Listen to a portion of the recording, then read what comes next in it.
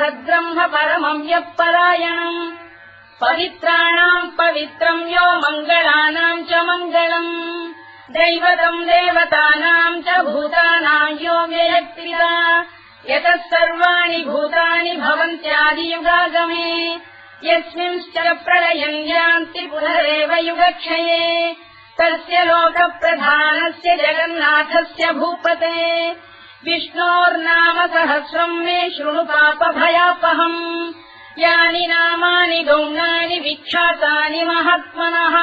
ऋषिभिः परिगीतानि तानि वक्ष्यामि भूतये ऋषिर्नाम्नाम् सहस्रस्य वेदव्यासो महामुनिः छन्दोऽनुष्टुप् तथा देवो भगवान् देवकीसुतः अमृताम् शुद्धवो बीजम् शक्तिर्देवकीनन्दनः त्रिसामाहृदयम् तस्य शान्त्यर्थे विनियुज्यते विष्णुम् जिष्णुम्